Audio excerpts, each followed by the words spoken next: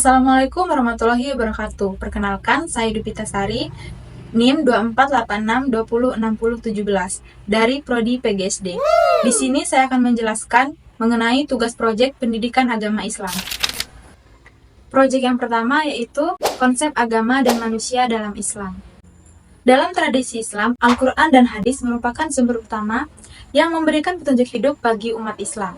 Sebagai sumber utama ajaran Islam, Al-Quran mencakup berbagai aspek kehidupan seperti akidah, ibadah, akhlak, serta hukum-hukum sosial dan politik.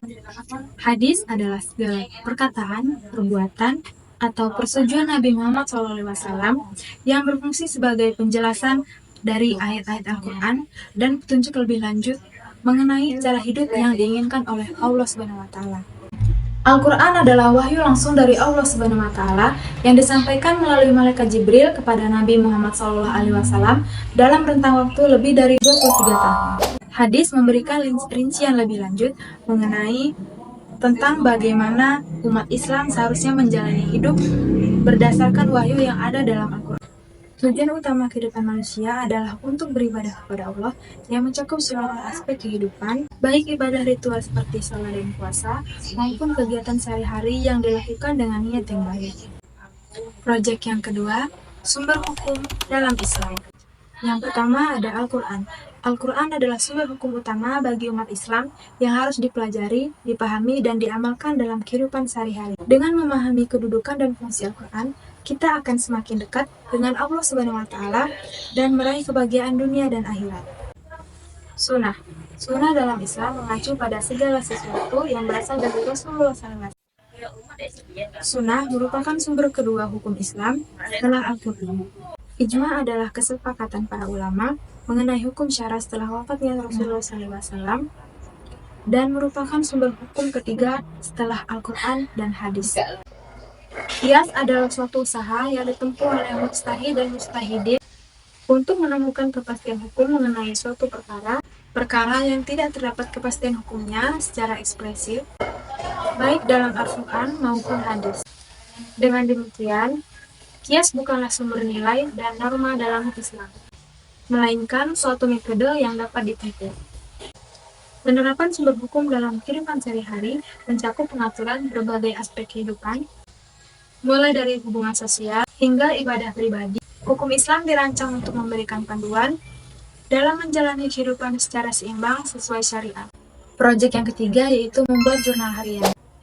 Di hari Senin, Selasa, dan Rabu, saya menjalani hari-hari dengan penuh rasa syukur. Di hari Senin, saya bangun subuh untuk melaksanakan sholat subuh.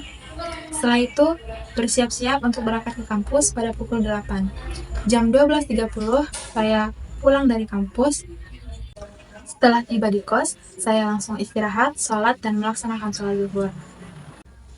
Setelah sholat zuhur, saya mengulas materi yang telah diberi dosen sambil menunggu waktu sholat agar tiba.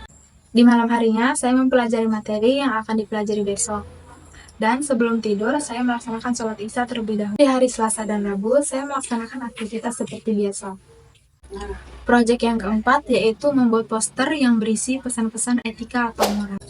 Contohnya seperti poster yang saya buat yaitu tentang etika berkomunikasi. Etika komunikasi lisan, seperti menggunakan bahasa yang sopan dan santun, hindari memotong pembicaraan orang lain, dan menghargai pendapat orang lain. Selain itu, ada juga etika komunikasi media sosial, seperti tetap sopan saat mengirim pesan, tidak menyebarkan berita hoax, dan bijak dalam menggunakan media sosial. Proyek yang kelima yaitu membuat poster tentang tokoh muslim beserta penemuannya. Yang pertama ada Ibnu Sina, seorang ilmuwan yang menulis kitab Al-Kanun fi Al-Tib, yang menjadi referensi utama dalam kedokteran selama berabad-abad dari timur dan barat. Yang kedua, Ibnu Khaldun, seorang penemuan yang menulis Muqaddimah, karya monumental tentang sejarah filsafat dan sosiologi. Sekian penjelasan dari saya mengenai proyek pendidikan agama Islam. Semoga bermanfaat dan dapat dipahami. Wassalamualaikum warahmatullahi wabarakatuh.